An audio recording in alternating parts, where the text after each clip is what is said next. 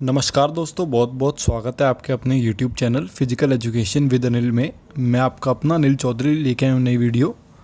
दोस्तों, सबसे पहले आपको बहुत बहुत शुभकामनाएं स्वतंत्रता दिवस की और happy independence to all of you. और स्टार्ट करने से पहले कहना चाहूँगा, हमेशा की तरह आपके सामने MCQ वीडियो आ चुकी है, जो कि हमारी 20 क्वेश्चंस मतलब कि 20 क्वेश्चंस की वीडियो होती है, जिसमें पहले 3 क्वेश्चंस लास्ट टाइम के होमवर्क रहते हैं और वीडियो में लास्ट के 3 क्वेश्चन आपके होमवर्क रहते हैं। ठीक है, जो आपको कमेंट बॉक्स में उसके आंसर देने हैं। अगर आपको आते हो तो बहुत अच्छी बात है। सारे लोग कैंडिडेट जितने भी हैं सारे लोग इसके आंसर देते हैं, बड़ा अच्छा लगता है। और स्टार्ट करने से पहले कहना चाहूँगा, अगर आप DSSB KVS और NVS की स्पेशली इन 3 एग्ज़ाम की तैयारी कर रहे हैं तो आप हमारे पेड ग्रुप से जुड़ सकते हैं। पेड ग्रुप में 160-170 के आसपास हमारे परमानेंट मेंबर्स हैं जो एग्ज़ाम तक रहेंगे, और जो ऐड होते रहेंगे वो एग्ज़ाम तक वो भी रहेंगे। ठीक है दोस्तों, और जो भी और भी एग्ज़ाम्स हैं, हरियाणा PTA तो खैर अब वो चीज़ ख़त्म होने जा रही है, तो बाकी जैसे उत्तराखंड LT ग्रेड है और भी एग्ज़ाम्स होते रहते हैं, तो वो लोग भी इसमें ज्वाइन कर सकते हैं और अपनी तैयारी को एक नया रूप दे सकते हैं। चलिए स्टार्ट करते हैं पहले क्वेश्चन के साथ। तो पहला क्वेश्चन क्या कह रहा है दोस्तों, अच्छा क्वेश्चन था, काफ़ी लोगों ने गलत करा है। ठीक है, तो इसको बता देते हैं कैसे गलत हो गया ये। सिट एंड रीच परीक्षण किस प्रकार के शारीरिक फिटनेस घटकों के लिए है? Sit and reach test is for which type of physical fitness components? तो आपको पता होगा मतलब कि सिट एंड रीच टेस्ट होता क्या है, इतना तो मैं आपसे उम्मीद करता हूँ कि आपको पता होगा किस चीज़ के लिए होता है। तो सही बताया आपने, किस चीज़ के लिए होता है? फ्लेक्सिबिलिटी के लिए होता है। ठीक है दोस्तों, फ्लेक्सिबिलिटी के लिए होता है। अब हम देख लेते हैं भाई, अब मैंने थोड़ा सा डायरेक्ट वे में पूछ लिया है, इनडायरेक्ट वे में, कि फ्लेक्सिबिलिटी कौन सा कंपोनेंट है। मैंने आपसे बीच वाली बात छोड़ दी, फ्लेक्सिबिलिटी है क्या, लेकिन फ्लेक्सिबिलिटी कौन सा कंपोनेंट है ये पूछा है। तो आपको पता होगा, जैसा कि आपके सामने मैंने दिखा दिया है, कि फिजिकल फिटनेस कंपोनेंट्स आपके 2 तरीके के होते हैं। एक होते हैं हेल्थ रिलेटेड और एक होते हैं स्किल रिलेटेड। स्किल रिलेटेड मैंने आपको बताया था, सारे एक एक शब्द के होते हैं ज़्यादातर, और इनके ट्रिक मैंने बताई थी ABC और PRS। Q नहीं आएगा, Q को हटा देना बस, ABC PRS ABC PRS ABC PRS, ऐसे रट लीजिए इसको एकदम जुबान पे अपनी। ठीक है दोस्तों, तो आप इस फोटो में देख सकते हैं कि जो आपका फ्लेक्सिबिलिटी जो कंपोनेंट है वो आपका एक हेल्थ रिलेटेड है। ठीक है दोस्तों, मतलब कि स्वास्थ्य संबंधी शारीरिक फिटनेस घटक है एक, ना कि स्किल रिलेटेड। सबने स्किल रिलेटेड क्या रखा था, तो ए ऑप्शन करेक्ट रहेगा यहाँ पे, health related fitness physical components में आता है। चलते हैं नीचे, ये भी बहुत से छात्रों का गलत है। खो खो पुरस्कारों के लिए कौन सा सही नहीं है? Which one is not right about kho kho awards? तो अच्छा क्वेश्चन है, मतलब कि खो खो का जो हमने कराया था, हमने MCQ टॉपिक वाइज में पेड ग्रुप में, तो उसमें क्वेश्चन दिया था। इस क्वेश्चन को देने का इंटेंशन ही यही था कि जो सारे स्पोर्ट्स के अवार्ड हैं, मतलब कि जो सारे खो खो के अवार्ड हैं, वो सारे एक बार में उनके सामने आ जाएं, ताकि कल को पेपर में इनमें से एक भी आए तो सही कर पाएँ। तो सही बताया, ये सभी के सभी खो खो खेल के लिए पुरस्कार दिया जाता है। ठीक है दोस्तों, चाहे आप एकलव्य अवार्ड की बात करें, रानी लक्ष्मीबाई की बात करें, जानकी अवार्ड, वीर अभिमन्यु अवार्ड, शिव छत्रपति खो खो अवार्ड, ये सारे के सारे आपके खो खो से रिलेटेड है। चलते हैं नीचे एक और अच्छे क्वेश्चन पे, हालांकि ये काफ़ी लोगों ने ठीक आंसर किया है, तो अच्छी बात है, नॉकआउट की आप लोगों को जानकारी है। तो बाइज के प्लेसमेंट में चौथा बाय किसको दिया जाता है? In the placement of byes 4th bye is given to whom? तो इसको थोड़ा सा मैं आपको बता देता हूँ। ठीक है दोस्तों, थोड़ा सा इधर चलते हैं हल्की सी देर के लिए, थोड़ा ज़्यादा टाइम नहीं लूँगा बिल्कुल। पिछली बार मैंने आपको बताया था, ये आपकी मतलब कि हाफ लाइन है, कुछ टीम आपकी यहाँ होंगी और कुछ टीम आपकी यहाँ होंगी। तो पहला बाय हमेशा सबसे नीचे वाली टीम के सबसे नीची टीम को दिया जाता है। मैंने क्या बोला, मतलब कि इस लाइन की जो आपकी मिड लाइन होगी, ठीक है, इसके नीचे जितनी भी टीम होंगी उसकी आखिरी टीम को आपका पहला बाय दिया जाएगा। ठीक है दोस्तों, फिर आपका किसका दिया जाएगा? फिर सबसे टॉप पे दिया जाएगा, जो सबसे ऊपर है, ऊपरी भाग की टीमों की सबसे ऊपरी टीम को। फिर दोबारा नीचे दिया जाएगा, निचली भाग की ऊपरी टीम को सबसे। ठीक है, इसके बीच में टीमें होंगी यहाँ पे बहुत सारी बीच में, और फिर यहाँ पे दिया जाएगा सबसे लास्ट टीम अपर हाफ की। ठीक है, तो इसका आंसर क्या बनेगा? देखो दोस्तों, last team of upper half. ठीक है, लास्ट टीम किसकी दोस्तों? अपर हाफ की। मैंने आपको बताया अपर हाफ मतलब कि ऊपरी आधा।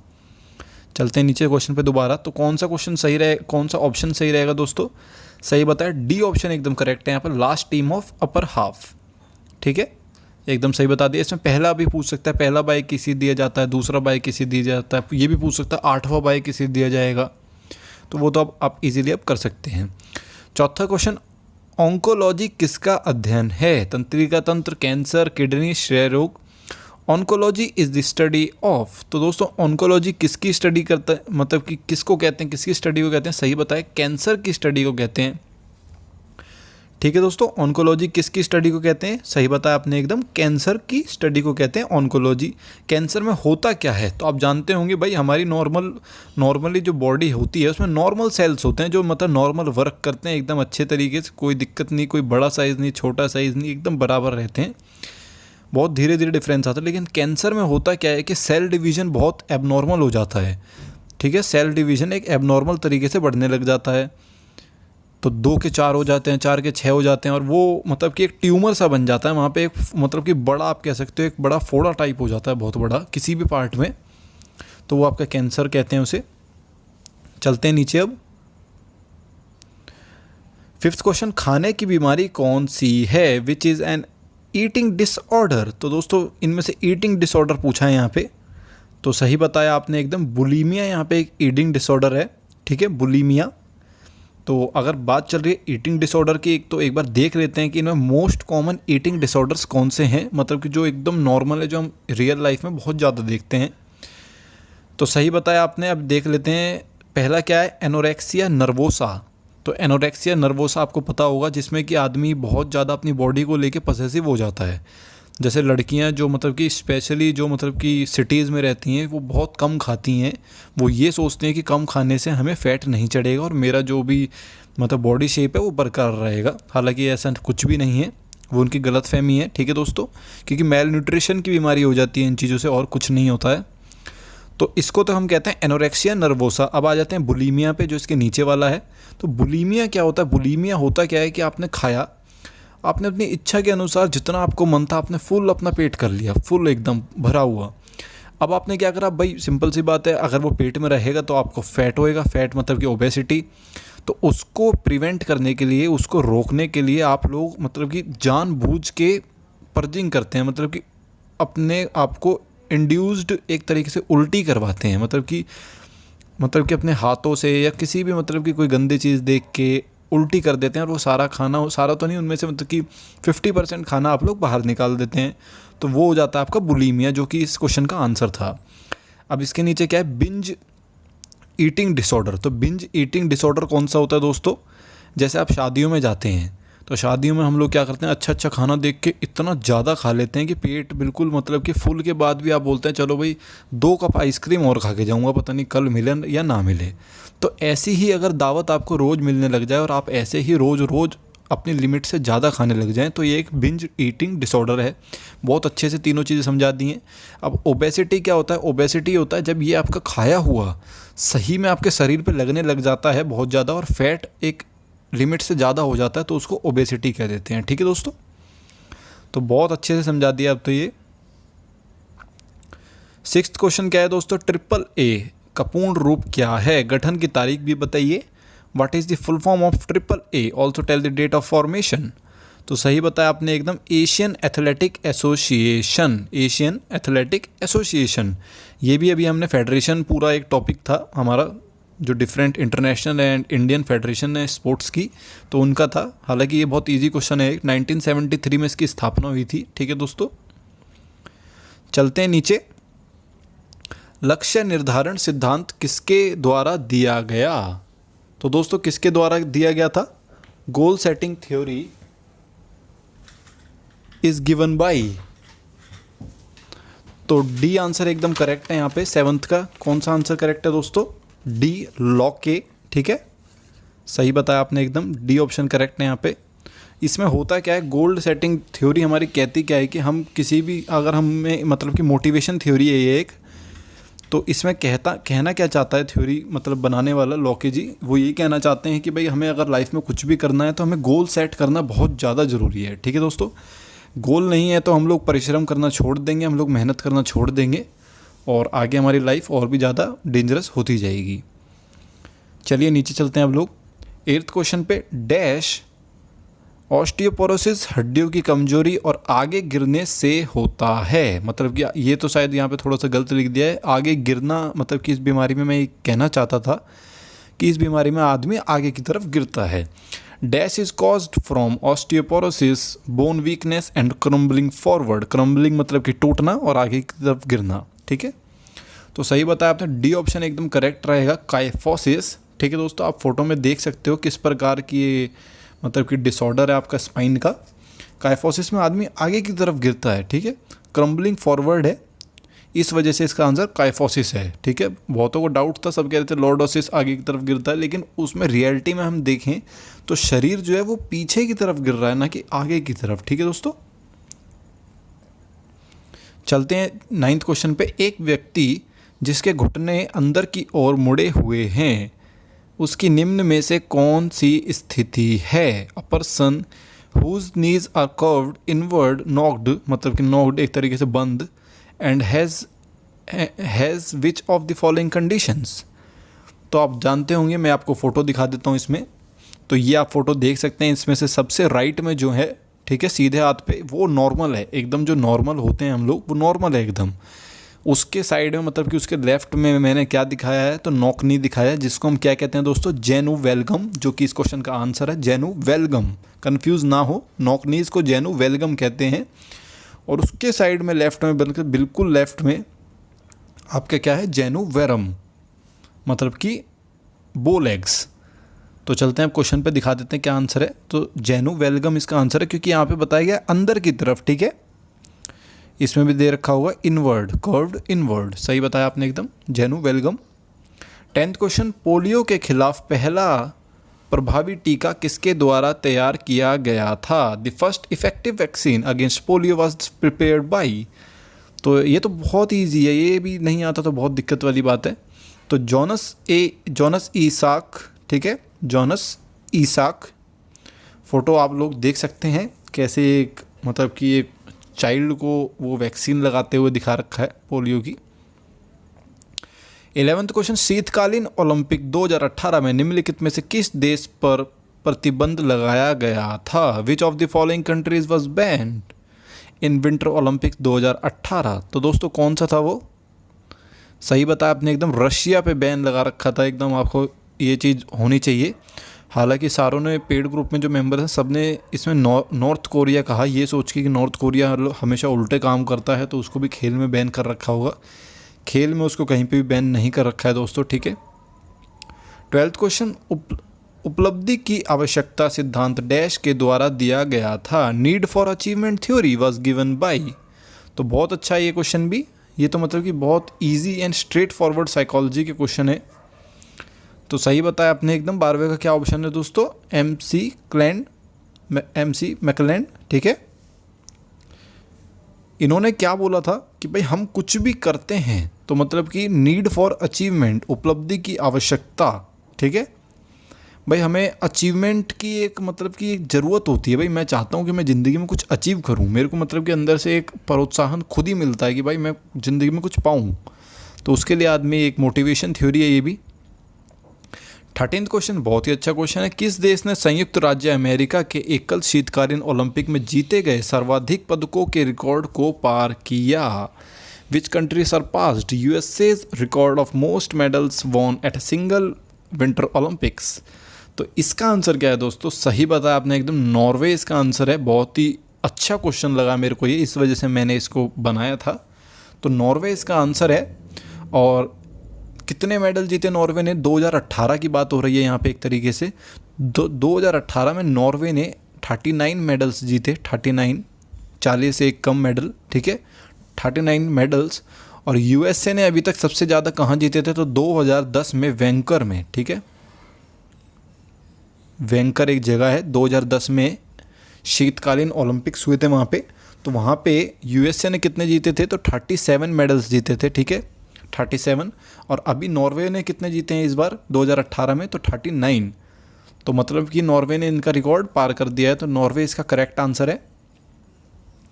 चलते हैं नीचे। 14th क्वेश्चन, टाइफाइड किसके कारण होता है? Typhoid is caused by. तो ये तो बहुत ही ईजी क्वेश्चन है। डिसीज़ के आपको कॉजेज़ भी पता होना चाहिए भाई, वो फंगी के कारण होता है, बैक्टीरिया के, वायरस के, प्रोटोजोआ के, ये सारी चीज़ें आपको पता होनी चाहिए। तो साल्मोनेला टाइफी एकदम आपको पता होना चाहिए। और ये है तो है क्या, एक दोस्तों बैक्टीरिया है ये, एक याद रखें, बहुत ही इंपॉर्टेंट है। क्योंकि हम लोग नॉर्मली फैमिलीज़ में टाइफाइड को हम क्या कहते हैं, वायरल चल रहा है, वायरल चल रहा है। तो वायरल से हम सोचते हैं कि वायरस के कारण हुआ होगा, तो ऐसा नहीं है। साल्मोनेला टाइफी जो है आपका, ये एक बैक्टीरिया है, ठीक है। चलते हैं नीचे। और टाइफाइड में आपका मतलब कि ब्लड बहुत ज़्यादा इफेक्ट हो जाता है, उसमें जो हमारे प्लेटलेट्स होते हैं वो कम होने लग जाते हैं।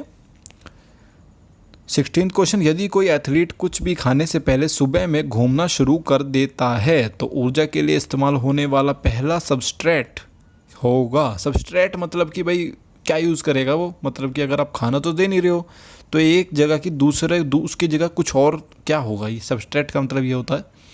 If an athlete start sprinting in the morning before having eaten anything, first substrate to be used for energy will be.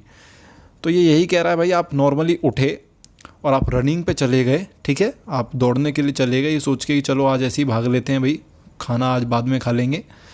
तो भाई क्या जो एनर्जी होगी वो कहाँ से आएगी? फैट से आएगी, कीटोन बॉडीज से आएगी, ग्लाइकोजन से आएगी, प्रोटीन से आएगी? तो सही बताया आपने एकदम। कहाँ से आएगी दोस्तों? ग्लाइकोजन से आएगी, एकदम सही बताया आपने। ग्लाइकोजन में जो हमारी मसल्स में स्टोर रहता है, लीवर में भी रहता है, लेकिन लीवर का ग्लाइकोजन बहुत ही जब ज़्यादा देर तक मतलब कि आपका पूरा दिन काम चल रहा है और अगले दिन भी एकदम कंटिन्यू, तब आपको ग्लाइकोजन का लीवर काम मतलब कि ग्लाइकोजन जो लीवर में स्टोर रहता है वो काम आता है। चलते हैं नीचे। 17th क्वेश्चन, ये तो बहुत ही प्यारा क्वेश्चन है, बहुत ही प्यारा। इसका आंसर आप बताइएगा ज़रूर। शारीरिक शिक्षा की राष्ट्रीय योजना किसके द्वारा विकसित की गई थी? The national plan of physical education was developed by. तो इसका आंसर क्या है दोस्तों? यहाँ पे कह रहा है वॉज डेवलप्ड बाई, ठीक है। तो डेवलप्ड किसने करा था? तो डेवलप्ड करा था बी ऑप्शन, शारीरिक शिक्षा और मनोरंजन के केंद्रीय सलाहकार बोर्ड, मतलब कि कैब, PER। तो मैंने लास्ट टाइम वीडियो में बताया था 1950 में इसकी स्थापना हुई थी, central advisory board of physical education and recreation. ये किसकी रिकमेंडेशन पे बना था? तो इसके लिए यूनियन मिनिस्ट्री ऑफ एजुकेशन, जो कि ए ऑप्शन है, इसने इसको बनाया था, ठीक है। और इसके लिए कमेटी बनाई थी पहले, उसका नाम क्या था दोस्तों? ताराचंद कमेटी, बहुत फेमस है, ये तो आपको पता ही होगा। तो यहाँ पे मैंने एक चीज़ बहुत ख़ास बता दी, जो ताराचंद कमेटी थी वो बनी किस लिए थी? आपको भी पता होगा ये कब बनी थी ताराचंद कमेटी? तो 1948 में बनी थी। और किसके लिए बनी थी? तो central advisory board of physical education and recreation की स्थापना के लिए। और इसकी स्थापना हुई कब? तो 1950 में हुई। तो बिल्कुल आपके सामने खोल के रख दिया इस क्वेश्चन को, तो आई विश आपको समझ भी आया होगा। अब आ जाते हैं आज के होमवर्क पे। तो देखते हैं होमवर्क कौन कौन सही देता है। मैंने आपको रिप्लाई कराया लास्ट वीडियो पे भी, जिसके आंसर सही थे और जिसके आंसर जो गलत थे। तो अच्छा भी लगता है, खैर आप लोग इतना इंटरेस्ट लेते हैं चीज़ों में।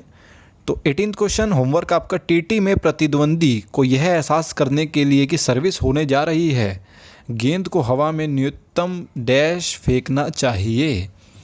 In TT game, for the opponent to have time to realize a serve is taking place, the ball must be tossed a minimum of dash in the air। कह रहा भाई जब मतलब कि परमिशन मिली कि भाई सर्विस आप मार सकते हो, तो वो खिलाड़ी जो है वो उस बॉल को कितना ऊपर फेंके ताकि सामने वाले को पता चले कि भाई ये सर्विस कर रहा है, ठीक है, सर्विस करने वाला है। एक हाइट भी तो होती है, वरना तो वो होल्ड हो जाएगी आपकी, ठीक है।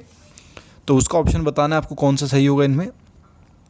19 क्वेश्चन, रियो ओलंपिक्स 2016 में हुसैन बोल्ट ने के 3 स्वर्ण पदक हैं। तो 4 ऑप्शन है यहाँ पे, इनमें से आपको 3 बताने हैं किस में स्वर्ण पदक हैं। Usain Bolt 3 gold medals in Rio Olympics 2016 are. तो ऑप्शंस आपके सामने है। 20th क्वेश्चन, FIG का पूर्ण रूप क्या है? यह भी बताइए कि इसका गठन कब हुआ था। What is the full form of FIG? Also tell its date of formation. तो FIG आपको पता ही होगा, खैर जिम्नास्टिक से रिलेटेड है ये, लेकिन इसमें करेक्ट ऑप्शन बताना आप कौन सा करेक्ट है, ठीक है दोस्तों। अगर आपको आता हो तो बिल्कुल, मैं उम्मीद करता हूँ आपको ये क्वेश्चन तो बिल्कुल आता होगा, ठीक है। और ये वाला क्वेश्चन भी, अगर आप भाई डायमेंशंस और मेजरमेंट याद रखते हैं तो ये क्वेश्चन भी आपको आता होगा। ये वाला थोड़ा सा हम सोच सकते हैं कि ना आता हो। तो देखते हैं वीडियो के कमेंट बॉक्स में कौन कौन सही आंसर देता है। और अगर आप अभी तक वीडियो देख रहे हैं और आपको वीडियो अच्छी लगी है तो कमेंट बॉक्स में ज़रूर बताएं और लाइक करें, वीडियो को शेयर करें अपने दोस्तों के साथ। Have a nice day, bye bye.